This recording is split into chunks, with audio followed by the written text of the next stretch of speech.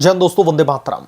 पश्चिम बंगाल की मुख्यमंत्री और तृणमूल कांग्रेस की सुप्रीमो ममता बनर्जी का सुप्रीम कोर्ट में खेला गया राजनीतिक स्टंट पूरी तरह से फेल हो गया है। सर्वोच्च न्यायालय ने दोस्तों न केवल उनकी दलीलों को दरकिनार कर दिया, बल्कि राज्य सरकार को सख्त निर्देश दिए कि वो चुनाव आयोग की प्रक्रियाओं में सहयोग करे। दोस्तों, यह फैसला भारतीय जनता पार्टी और चुनाव आयोग के लिए एक बहुत बड़ी जीत के रूप में देखा जा रहा है, क्योंकि सुप्रीम कोर्ट ने साफ साफ कह दिया है कि आप इस प्रक्रिया में सहयोग करें, इसकी मुखालफत न करें, वरना आपके खिलाफ में हम सख्त से सख्त कार्रवाई करेंगे। जहां पर ममता बनर्जी की रणनीति बुरी तरह से विफल साबित हुई है। कलकत्ता हाईकोर्ट की दोस्तों जो वकील हैं और भारतीय जनता पार्टी की नेता भी हैं प्रियंका टिब्डिबाल, उन्होंने इस पर तीखी प्रतिक्रिया देते हुए कहा है कि मुख्यमंत्री ममता बनर्जी अदालत में सिर्फ राजनीतिक ड्रामा करने के लिए गई थी दिल्ली, लेकिन उनका पूरा प्लान धराशाही हो गया। पश्चिम बंगाल में चल रही एसआईआर यानी कि स्पेशल इंटेंसिव प्रक्रिया को लेकर के जो है विवाद लंबे समय से पश्चिम बंगाल में चल रहा है। यह प्रक्रिया चुनाव आयोग की देखरेख में की जा रही है, जिसमें राज्य सरकार की भूमिका बहुत महत्वपूर्ण मानी जाती है। ममता बनर्जी की सरकार पर आरोप है कि वो इस प्रक्रिया में बिल्कुल भी सहयोग नहीं कर रही है, खास तौर पर कर्मचारियों की कमी और आधार कार्ड जैसे दस्तावेजों को स्वीकार करने के मुद्दे पर। लगातार ममता बनर्जी की तरफ से ऐसे पॉलिटिकल स्टंट चले जा रहे हैं, जिससे इस पूरी की पूरी प्रक्रिया को बाधित करने की कोशिश की जा रही है। मुख्यमंत्री ने खुद सुप्रीम कोर्ट में जाकर के दलीलें दी कि राज्य सरकार चुनाव आयोग को पर्याप्त कर्मचारी उपलब्ध नहीं करा पा रही है और एसआईआर की प्रक्रिया में आधार कार्ड को मान्यता दी जाए। लेकिन दोस्तों, यह सब कुछ राजनीतिक लाभ के लिए किया गया ड्रामा ही साबित हुआ। विपक्षी दल खासतौर पर बीजेपी लंबे समय से ममता बनर्जी पर आरोप लगा रही है कि ममता की सरकार चुनावी प्रक्रियाओं में बाधा डाल रही है ताकि अपनी राजनीतिक जमीन को मजबूत कर सके। पश्चिम बंगाल में हाल के सालों में दोस्तों हुए चुनावी विवादों, जैसे कि साल 2021 के विधानसभा के चुनाव में हिंसा और तमाम जो अनियमितताएं हैं वो देखने के लिए मिली थी, उनके आरोपों के बाद में चुनाव आयोग की भूमिका और भी ज्यादा मजबूत हुई है। ममता बनर्जी की दोस्तों ये कोशिश थी कि सुप्रीम कोर्ट में जाकर के वो अपनी सरकार की छवि को बचाएं और विपक्ष पर हमला करें, लेकिन अदालत ने उनके इस प्रयास को पूरी तरह से नकार दिया है। यानी कि जिस मंसूबों के साथ में ममता बनर्जी वेस्ट बंगाल से दिल्ली गई थी, उनके उन मंसूबों पर पानी फेर दिया है और ममता को 440 वोल्ट का झटका भी दिया है।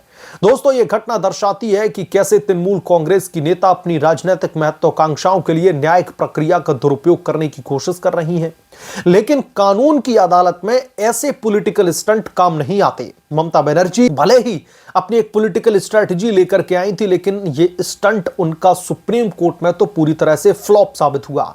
सुप्रीम कोर्ट की सुनवाई में दोस्तों ममता बनर्जी ने व्यक्तिगत रूप से दलीलें रखी, जो अपने आप में एक दुर्लभ घटना है। उन्होंने अदालत से अपील की कि एसआईआर की प्रक्रिया में आधार कार्ड को स्वीकार किया जाए और राज्य सरकार की कर्मचारी जो कमी की समस्या है उस पर विचार किया जाए, लेकिन सुप्रीम कोर्ट ने इन तमाम दलीलों को सिरे से खारिज कर दिया। सीजेआई सूर्यकांत ने ममता बनर्जी को 440 वोल्ट का झटका दे दिया। इन तमाम मांगों को, इन तमाम दलीलों को सिरे से खारिज करके अदालत ने मुख्यमंत्री से सीधा सवाल किया कि राज्य सरकार ने चुनाव आयोग को पर्याप्त संख्या में कर्मचारी क्यों नहीं उपलब्ध करवाए। इस पर ममता बनर्जी के पास में दोस्तों कोई भी संतोषजनक जवाब नहीं था। न्यायालय ने राज्य सरकार को सख्त निर्देश दिए हैं कि अगले सोमवार तक कर्मचारियों की विस्तृत तालिका पेश की जाए। इसके अलावा आधार कार्ड के मुद्दे पर अदालत ने फैसला सुरक्षित ऑलरेडी रखा हुआ है और स्पष्ट कहा कि अभी इस पर हम कोई चर्चा नहीं करना चाहते, क्योंकि इस मामले पर ऑलरेडी एक याचिका पर सुनवाई हो चुकी है और उस पर सुप्रीम कोर्ट ने फैसला सुरक्षित रखा हुआ है। उस पर कोई दूसरी बेंच फैसला सुनाएगी, इस पर हम टिप्पणी नहीं करेंगे। इससे दोस्तों साफ हो गया है कि एसआईआर की प्रक्रिया पश्चिम बंगाल में बिना किसी रुकावट के जारी रहेगी। हां, ममता बनर्जी की रुकावटें जरूर आ रही हैं और राज्य सरकार को इसमें पूर्ण सहयोग भी करना पड़ेगा। यह फैसला ममता बनर्जी के लिए एक बहुत बड़ा झटका है, क्योंकि इससे उनकी सरकार की नाकामी पूरी तरह से उजागर हो गई है। जहां एक तरफ मुख्यमंत्री अदालत में ड्रामा रच रही थी, वहीं दूसरी तरफ सुप्रीम कोर्ट ने कानून और संविधान की रक्षा करते हुए चुनाव आयोग को मजबूत समर्थन दिया है। यह घटना दर्शाती है कि ममता बनर्जी की राजनीतिक रणनीति अब पुरानी पड़ चुकी है। वो बार बार विपक्ष पर आरोप लगाती हैं, लेकिन जब खुद की सरकार की जिम्मेदारी की बात आती है तो बहाने बनाने लगती हैं।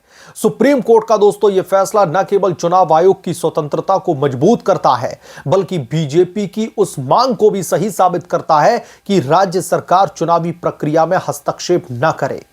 कलकत्ता हाईकोर्ट की वकील और भारतीय जनता पार्टी की प्रमुख नेता प्रियंका टिबड़ेवाल ने इस फैसले पर अपनी प्रतिक्रिया में ममता बनर्जी को आड़े हाथों लिया।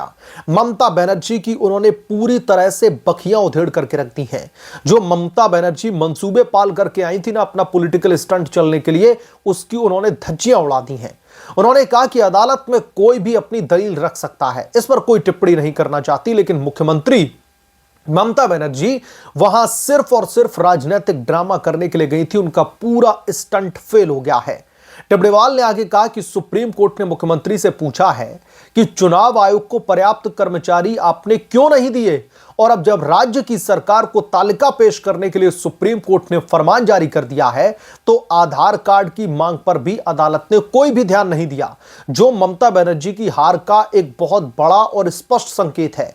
प्रियंका टिबड़ेवाल, जो खुद ममता बनर्जी के खिलाफ भवानीपुर उपचुनाव में लड़ चुकी हैं, उन्होंने दोस्तों इस घटना को बीजेपी की रणनीति की जीत बताया। उन्होंने कहा कि इससे साफ है कि वेस्ट बंगाल में इलेक्शन जो होने वाले हैं और पश्चिम बंगाल में चुनाव आयोग की प्रक्रियाएं सुचारू रूप से चलेंगी और तृणमूल कांग्रेस की बाधाएं अब काम नहीं आएंगी, क्योंकि सुप्रीम कोर्ट में और खास तौर पर chief justice of India Suryakant ने ममता सरकार को इस एसआईआर की प्रक्रिया में सहयोग करने के सख्त निर्देश जारी कर दिए हैं। बीजेपी के कार्यकर्ताओं ने इस फैसले का स्वागत किया और इसे राज्य में लोकतंत्र की जीत के रूप में देखा जा रहा है। दोस्तों, यह फैसला बीजेपी के लिए एक बहुत बड़ी सफलता है, क्योंकि पार्टी में लंबे समय से पश्चिम बंगाल में चुनावी अनियमितताओं पर सवाल उठाती रही है। चुनाव आयोग जो संवैधानिक संस्था है, उसको सुप्रीम कोर्ट से मिला यह समर्थन उसकी स्वतंत्रता को भी मजबूत करता है।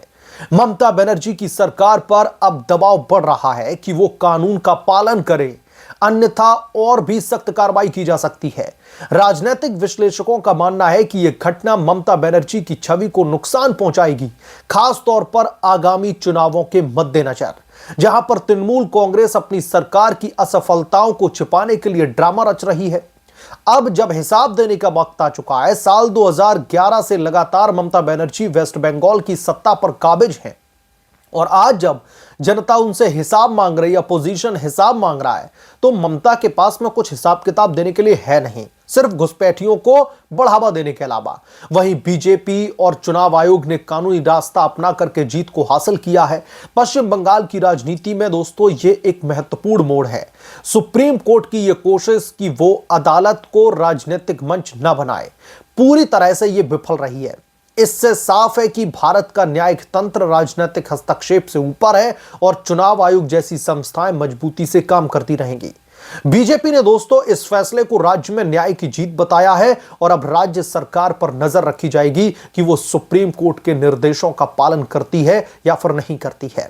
लेकिन एक बात तो साफ हो चुकी है कि ममता बनर्जी पश्चिम बंगाल से जिन मंसूबों के साथ में दिल्ली कूच किया था, चुनाव आयोग का घेराव करना हो, या फिर जो चुनाव आयुक्त यानी कि इलेक्शन कमीशन ऑफ इंडिया के जो चीफ हैं ज्ञानेश कुमार, उनका घेराव करना हो और फर्जी पॉलिटिकल नैरेटिव सेट करने हो, सुप्रीम कोर्ट में दबाव बनाना हो, खुद मैं दलीलें पेश करूंगी इससे देश में वाहवाही लूटने की योजना बनाना हो, सब कुछ सुप्रीम कोर्ट में धराशायी हो गया।